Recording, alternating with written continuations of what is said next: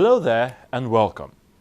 During the Nigerian Civil War, the federal government at the time came up with a strong measure to have lights switched off at night to prevent any security breach at the country's existing ports.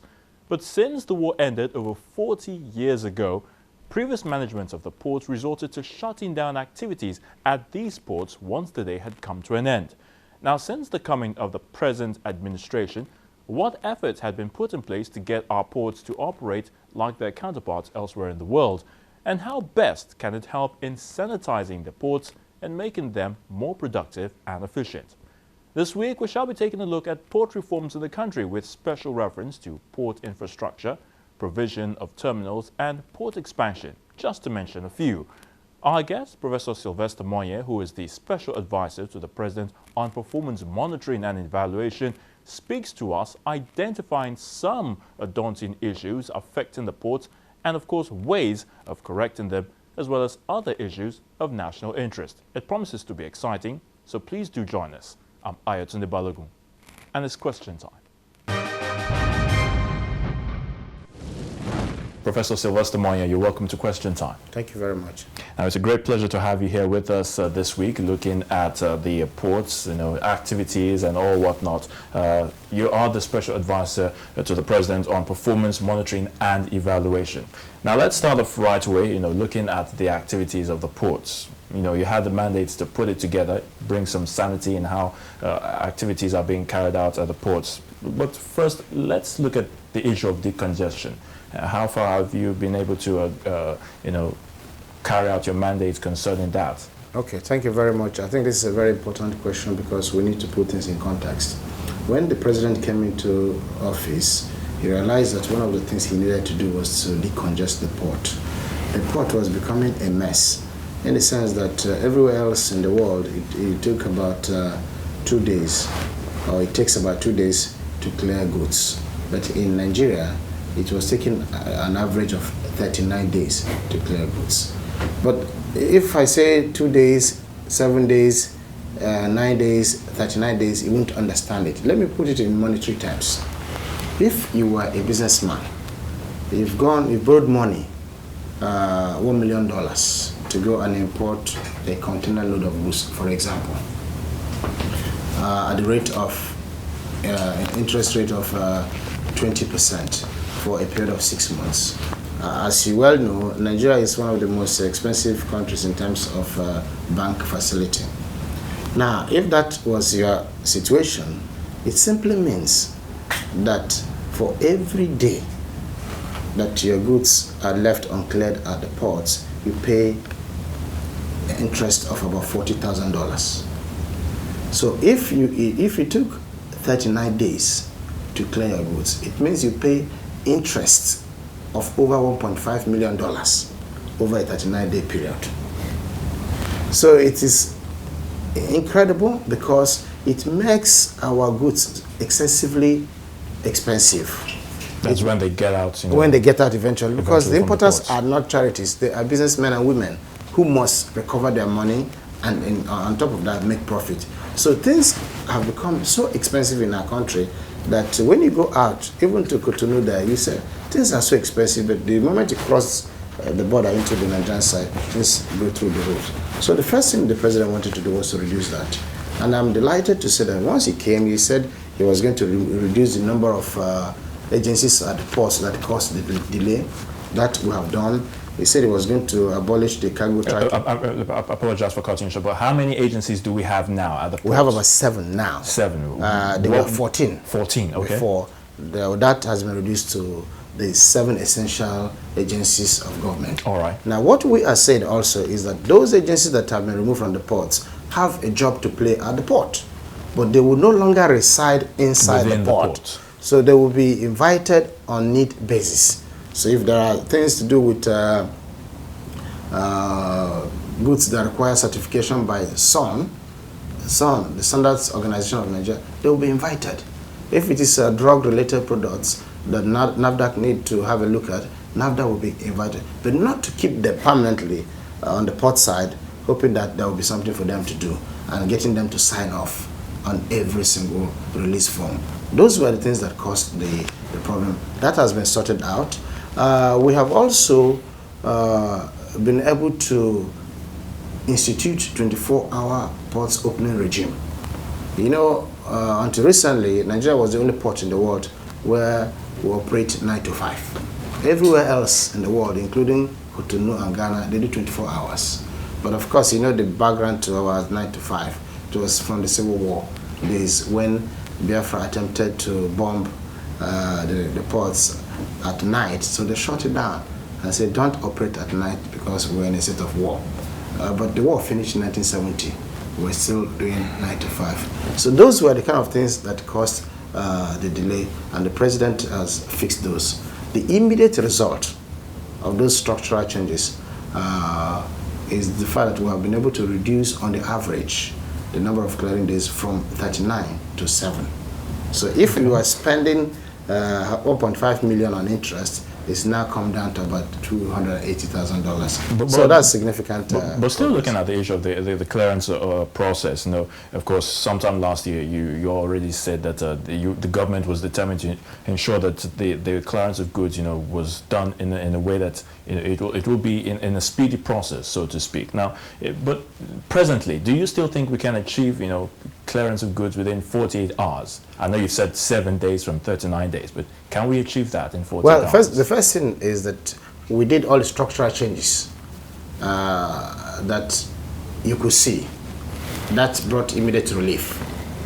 Now we're in the second phase. The second phase is the man-made obstacles. Things to do with the ports operators who do not have the necessary equipment to do what they are supposed to do in time. That is being addressed. There are also attitudinal issues. The biggest area of challenge that we find today is the fact that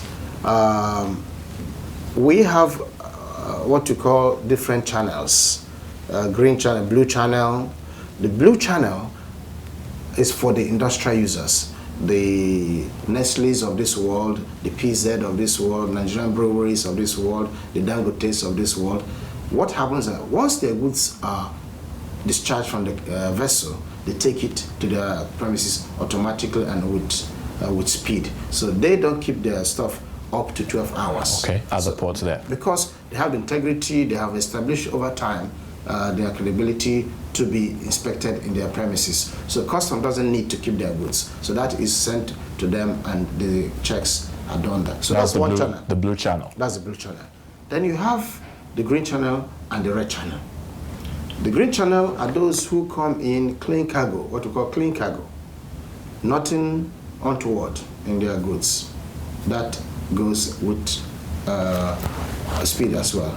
Then you have the red channel, where people have done under declaration, wrong declaration, or imported contraband, or things that are not supposed to be imported. Now, unfortunately in Nigeria, only about 20% of our goods go through the green channel. 80% go through the red channel. What that means is that once the red flag is thrown up by the computer, it means they will undergo what we call physical examination. Physical examination is a tedious process. The first thing is to get the port operators to do what they call container positioning. And that means that out of about 2,000 containers that come in routinely, almost on daily basis, you have to physically examine about 1,600 containers. What happens is that in an attempt to evade paying the right duty, they are pushed into a corner by the clearing agents who know better. And then you, as an innocent importer, say, okay, they said I should do this because that will ensure that I get my goods quicker. Not knowing the implications it may cause. So you don't come down here, custom discovers that you have done other false declaration, wrong declaration, or outright fake documentation, and then they keep your goods. This is what leads to abandonment of importation of goods. So somebody brings in a container, you have scraped together all your resources to import this container. Because somebody says, don't worry, when you come here, you only pay 120,000 naira to clear your goods. Then you discover that you need maybe 1 million. For a start, you've put together all your resources. There's no bank who will give you the loan to clear the goods. What happens? You abandon the container. Today, we have more abandoned containers than anywhere else in the world. So how do we solve this sort of problem? This is what is actually causing the congestion at the airport. I mean, at the port. Don't forget that ports are supposed to be transit area.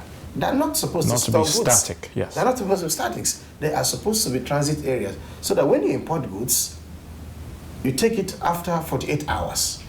The port is cleared. You take another cargo, you return the empty containers. It's a cycling process. But in Nigeria, it is stuck in the port. So if you are passing by the port, you see stacks and stacks of containers at the ports. So what we are trying to do is to really dismantle them.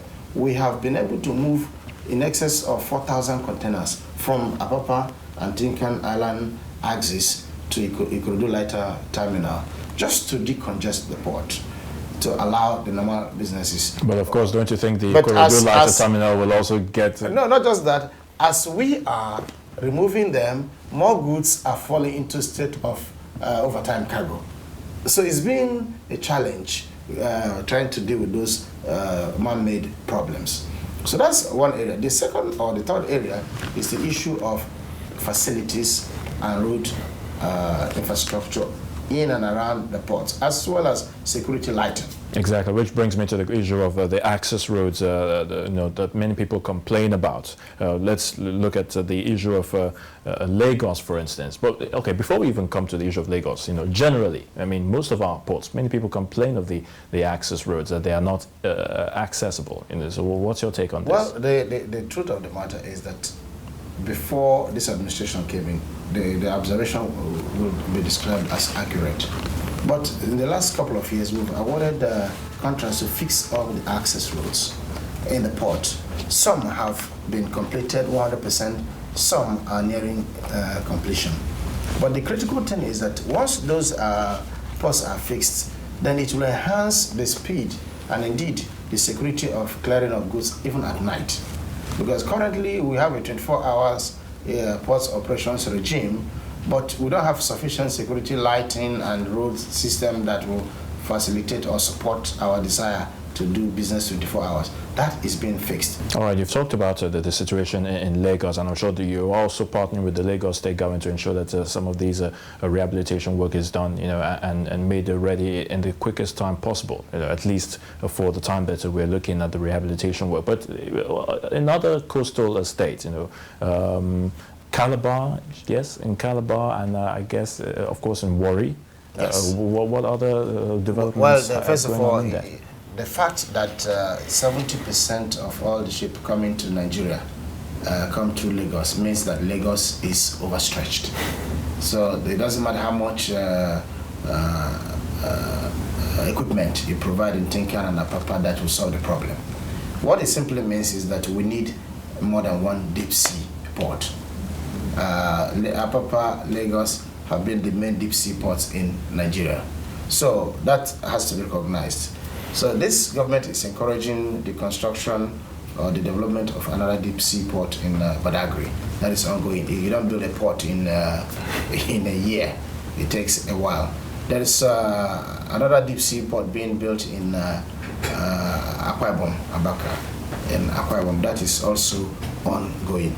But in addition to that, there's also the dredging of Calabar Port. The problem... And that has been an issue for several years, talking about the problem dredging. is that even if you dredge Calabar Port, the difficulty in using Calabar Port has nothing to do with just the port, but also when you are moving goods to the north, you use the Ecom Bridge. Ecom Bridge is a problem area that trailer drivers don't want to use because of the integrity of the bridge. So we have a lot of work to do. So not just the port area, but the access to the port area. And so that's where the Ministry of Works have to come in. Ministry of Work is already on it. But these things take time. You just don't fix them overnight. So while it may be easy to destroy over time, it also important to fix over time. So that is being done. The Warri Port, as you well know, the Warri Port is of shallow draft. It's not deep enough to take heavy cargo or indeed big vessels. Vessels, all right. So that is being, the feasibility is ongoing for the dredging of Warri Ports.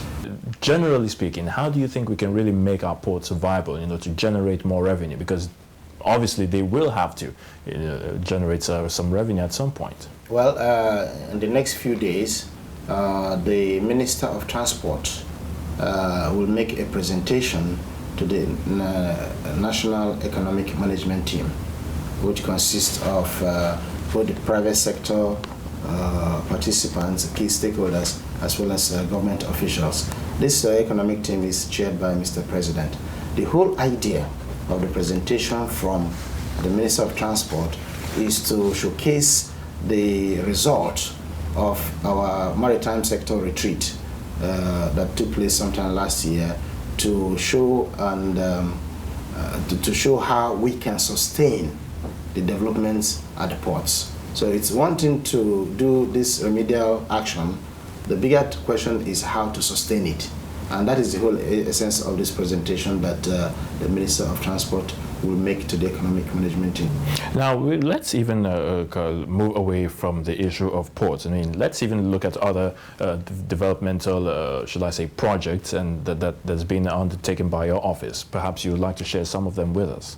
Well, first of all, I want to talk about... Let's talk about the issue of roads. Yes. But let me, before I talk about the roads, let me talk about the police college. You recall that in January 2013, your station channels aired a program on the state of affairs at the police college. Fortunately, the president watched this program and was alarmed with what he saw. What he saw was completely unacceptable to him as a person and unacceptable to him as a leader of a great nation like Nigeria. What did he do? He went to see for himself whether what your channel reported was actually correct or not. In fact, he went in unannounced. No one expected his there was no arrival. point telling people I'm coming, in case some things are made good or prepared up. What he did was... Which is normally the case in Nigeria. Exactly. With certain so projects. when he comes, they tell everything is fine, everything is fine. So he went unannounced. He took everybody unawares. Even those who were in the flight with him from Abuja didn't know where he was going or what the purpose of the stopover. Don't forget, he was going abroad, but he chose to do a detour and stop over in Lagos. He did. He went to the police court, saw things for himself, and was aghast with what he saw. What did he do? He came back, got his team together, and he directed that immediate rehabilitation work be done. But this time, he didn't go through the normal due process or awarding contract. He just called the Chief of Army Staff to put together the Army Engineering Corps to go and fix the problem. I went to the site after 6 weeks of the directive. I was shocked to see the amount of work that had gone in 6 weeks. 6 weeks wouldn't have been enough to do our due process certification, the contract award according to the law. But the military went in, and in 3 months, they fixed that problem. That is an incredible sight. Now, when you say they fixed that problem, are you saying that there's a total, it was a real total restructuring, or not just restructuring, parts? Overhaul. A total overhaul. Complete overhaul. A number of buildings that had integrity issues were actually knocked down and rebuilt. All the roofs fixed. They didn't have, most of them didn't have ceiling, some didn't have roof. I'm sure you saw the footage. Exactly, we all saw the footage. They have all been fixed, all. They have 2,000 brand new beds and mattresses for participants in the place.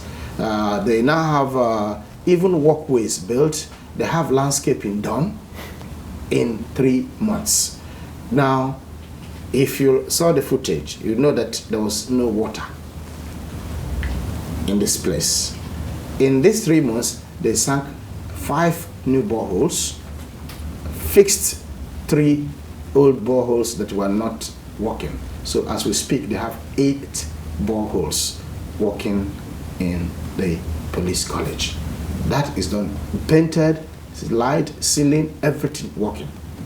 How about the classrooms, you know, the lecture halls and where they normally get to their, their trainings? No, most of these things have been filled. The dormitories are fixed, kitchen fixed. They have fixed over 40 buildings in a period of three months. It is awesome.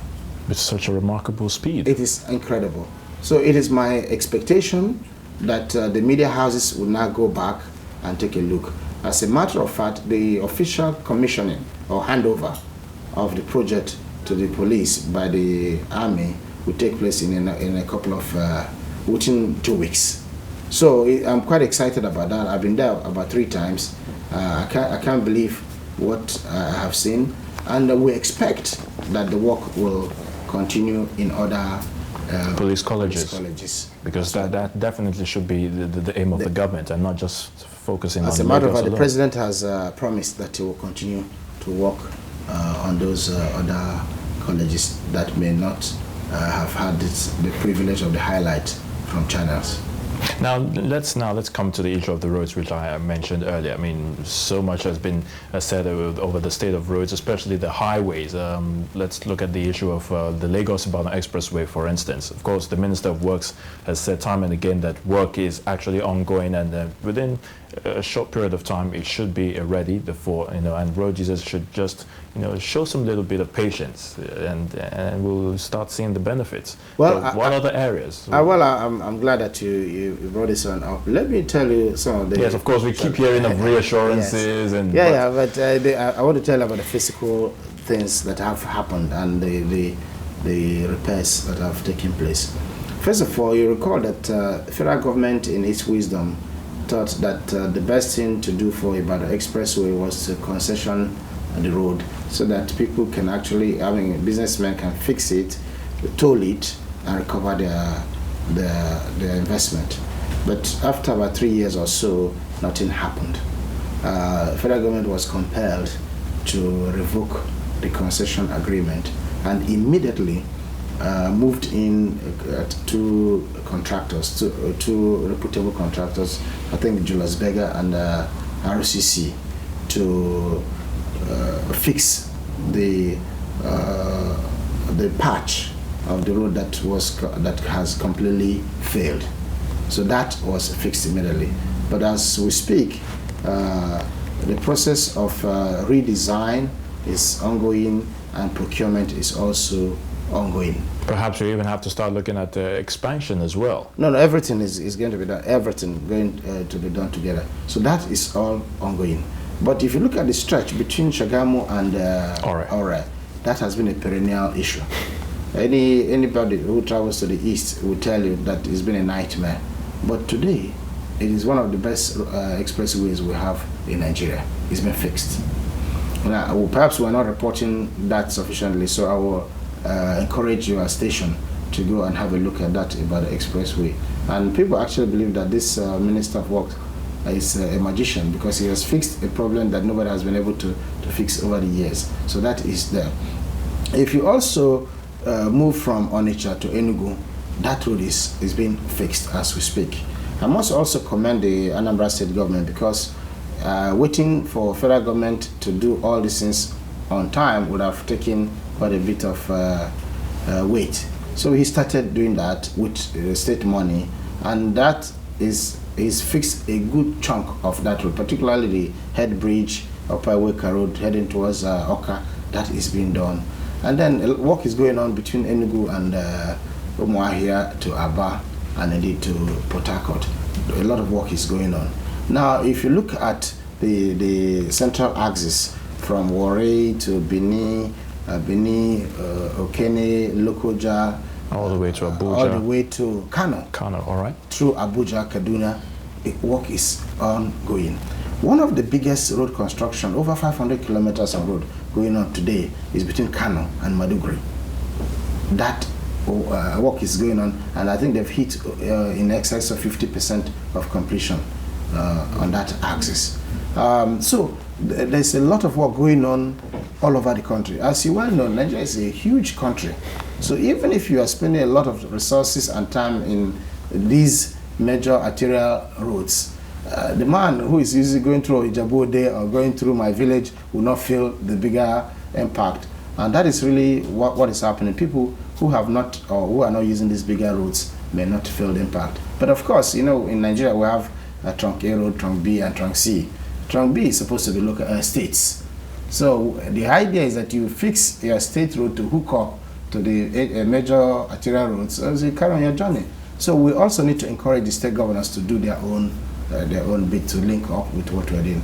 In those days... Well, of course, when the state governments have to take up, you know, the responsibility of fixing some federal roads within their states, and perhaps at the end of the day, they say, yes, federal government, we've spent this X and X amount, we need it back, but they don't get it. No, they do. Let me tell you the issue about fixing federal government road. Sometimes people just fix the road and expect government to give them because they have fixed the road.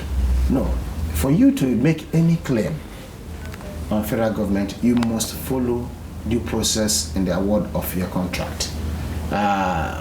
Most states award contracts, perhaps correctly, but without following the due process. But for federal government to give you your money back, you must follow laid down procedure. That is one.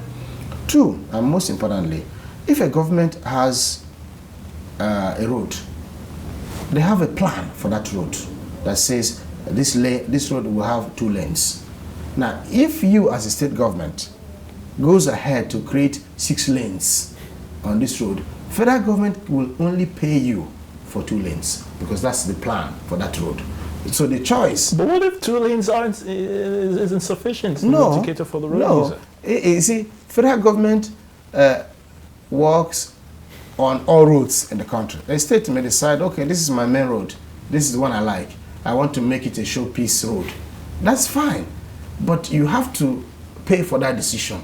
You don't expect to make it 6 lanes and then ask federal government to refund you for 6 lanes. Federal government hasn't got that kind of resources.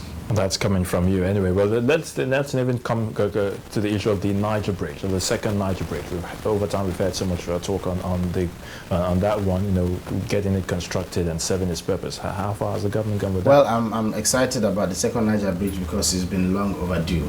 And as a matter of fact, our brothers and sisters across the Niger from Asaba desperately need the second Niger bridge because people have queried the integrity of the existing road, whether it's really capable of sustaining the volume of traffic.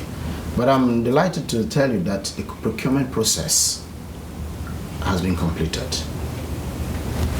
A construction consortium, construction stroke financing consortium for the second Niger bridge has been concluded. I know that the Minister of Works has been doing sensitization and awareness creation to the communities of the 2 states, Anambra and Delta State, on the imminent groundbreaking of the second Niger bridge. I expect that the groundbreaking and the work will commence any minute from now.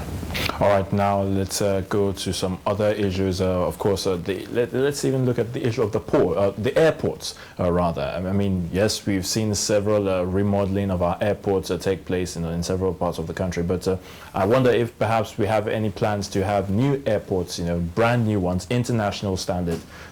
What can you tell us? Well, I'm also quite pleased with what the President is doing in the aviation sector. Any traveler, both domestically and internationally, will tell you that Nigerian airports were an eyesore before this administration came in. It's amazing how people over the years have passed through the airport and seen it, and different regimes come and go, and nothing was actually done. But this president came, he said, don't forget that his campaign mantra was that he will transform this country. And he's doing that. The first thing the current aviation minister did was to put together a plan to remodel, to renew the existing airport stock of our domestic airports. That's the first thing she did, and work commenced. In less than 2 years, we have 12 existing airports renewed completely. As a matter of fact, the commissioning of these remodeled airports are ongoing. Benin has been commissioned, Lagos has been commissioned, Kano has been commissioned, Owerri I think is being commissioned, Enugu is being commissioned, Jos is almost ready, Port Harcourt, I mean about 12. I'm sure Nigerians can attest to that. That we have achieved in a very short period of time. But the president is not stopping there. We travel all over the place. Once you come into Nigeria, it's an embarrassment. Our international airports are an embarrassment. It is not a secret. It is not caused by this administration. The duty of this administration is to fix it instead of just talk about it.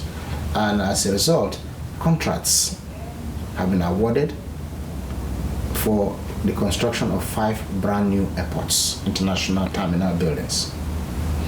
One in Lagos, one in Abuja. One in Lagos. We already have one in Lagos. We don't have an international airport in Lagos. That one is rotten.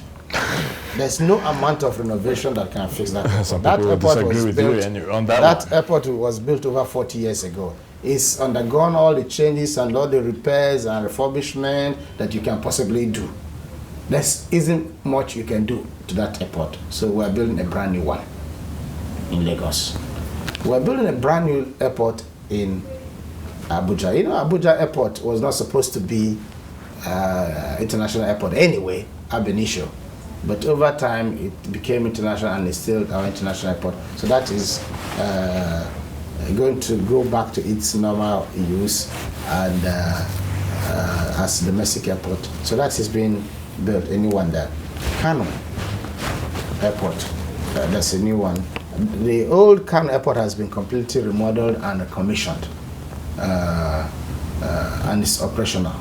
But Kano is an important gateway to Nigeria, so we're building a brand new airport in Kano.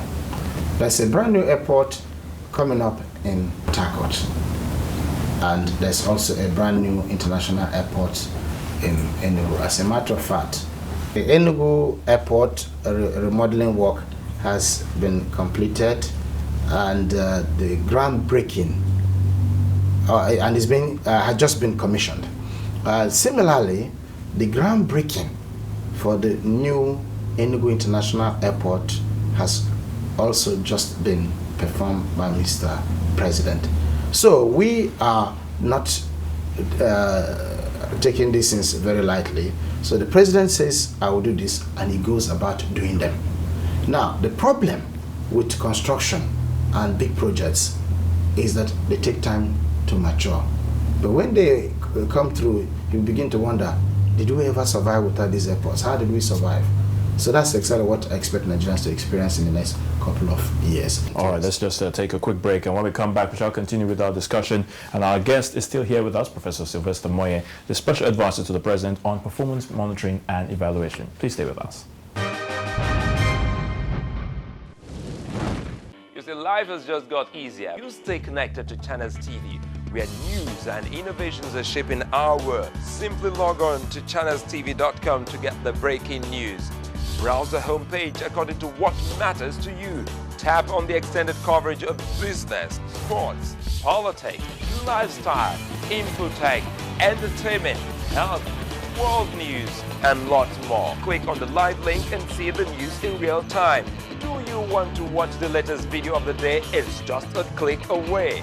Friend us on Facebook, YouTube, follow us on Twitter, Google+, participate in Channels TV poll and share your comments. It's a website you can talk to.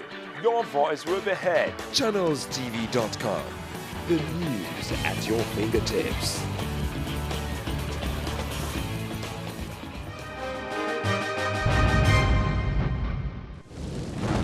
You're welcome back. It's still question time on Channels Television, and our guest, Professor Sylvester Moye, is still here with us and has been talking extensively on port reforms and, of course, some other developmental strides have been undertaken by this present administration in terms of rebuilding of new international airports, the state of our roads, federal highways, and the reconstruction work that has been ongoing on some of these roads. But now let's move our attention to a bigger picture, you know, a broader, on a broader scale, if I may put it that way. And that has to do with the issue of security, you know, a national issue it is for every one of us. I mean, when you talk of developing our infrastructures and all of that, you have to really talk about security to ensure that these things are well secure.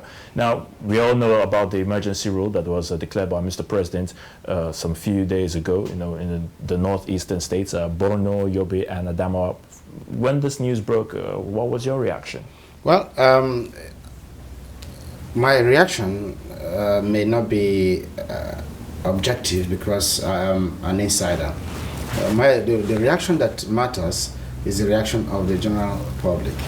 I monitored to see how it was even being reported by channels. And my excitement is that all Nigerians, all many Nigerians accepted the emergency rule as a necessity. In fact, as the only option that was left. As a matter of fact, I was watching a program, somebody called from England and was querying why didn't we do it a year ago?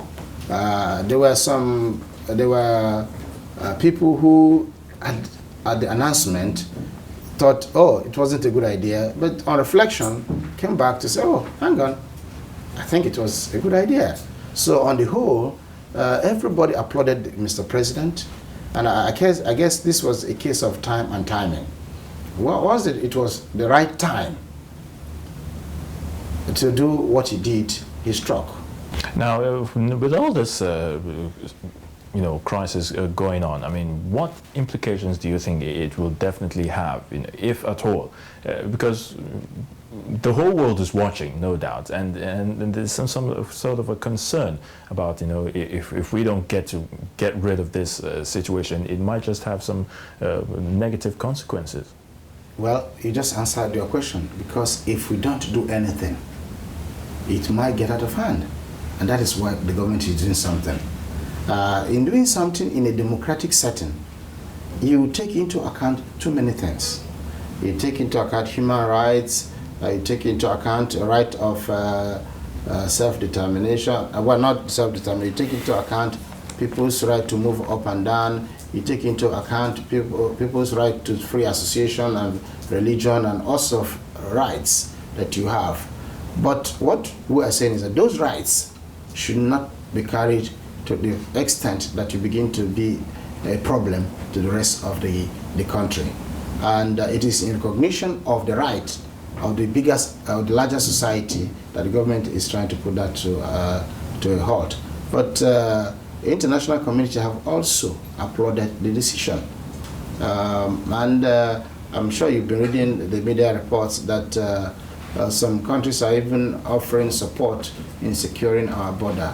One thing that is also clear in this insurgency is that it's really not a localized problem. And that is one of the reasons why Nigeria is actively engaged in Mali. Because unless we address some of the problems outside the shores, our shores, those problems will come to meet us. So we have a duty to deal with the source of the problem.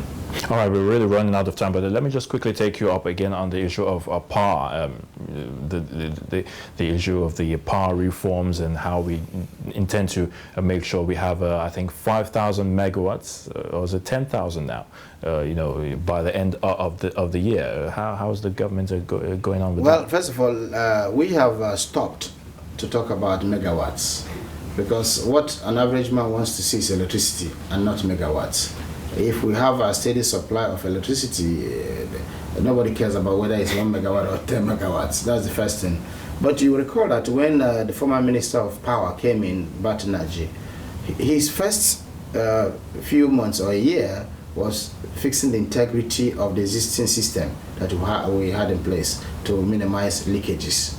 And that resulted for the first time in our ability to generate up to 4,000 megawatts of electricity without necessarily without having huge losses.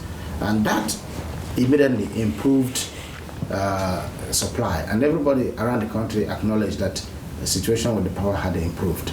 But that's only 4,000 megawatts. Today, we have installed generating capacity in excess of about 10,000 megawatts. Now, the reason why we don't talk about it is that how can you talk about 10,000 megawatts when I can't see electricity in my house? But people forget that there are four major components to power situation in the country. One is generation. The second one is transmission. Even if you produce 20,000 megawatts and you cannot evacuate it to our homes, it's meaningless to you and I. And then the third component is the issue of distribution. But what I say to people is that you can assess the credibility of what government is saying and doing by the interests, by those private sector people who have invested their hard-earned money in the privatization exercise. For instance, if you are a distribution company or operator, you will not invest money in distribution unless you are guaranteed supply. Now, we don't have the supply because we're working on our transmission. If you are a generating company, and that seems to be the first stage, the transmission stage. No. If you're generating, the first thing you think of is how do I transmit or evacuate my power? If you don't evacuate, you don't get money. So for anybody to invest in the generation, you must have been assured of the transmission plan. You must have been assured of the integrity of the transmission plan. So you, as a hard-nosed businessman, will not invest in generation simply because it's good business. It can only be good business when you are assured that you'll be able to sell what you produce. So the fact that we have privatized the generation system and it's all been snapped up by investors who only pursue profit, it means they believe in the transmission plan. Similarly, we have privatized our distribution companies. Those companies who bought the distribution companies, or what we call discos, will not invest unless they are assured that electricity will come, because they will only make money when they sell electricity. So I said to people, the businessmen and women who invested heavily in distribution and generation couldn't do so unless they believe in the integrity of what we're doing. All right, I guess this is where we have to draw the curtain on this week's edition of the program. Professor Sylvester Moyi, we thank you so much for sharing time with us on Question Time. Thank you very much. Appreciate your time, sir. My pleasure. Indeed, it does sound gratifying that 2 years into the present administration, the country's ports are beginning to receive some kind of attention to another. While many Nigerians would love to see physical reforms of the ports take place, government on its part must ensure that infrastructural projects are better maintained and that all agencies and other operators within the ports must now ensure that the best of international practices, from port terminal decongestion, processing clearance of goods, payment of levies and duties, even to the provision of adequate security, are all done for the country to reap the benefits in terms of revenue generation, which will in turn enhance economic development. And with that, we draw the curtain on this week's edition of the program. We thank you for watching. Do remember, you can send your questions, comments and suggestions to questiontime@channelstv.com or watch us online also via channelstv.com. Till next week, I'm Ayatunde Balogun, and it's bye for now.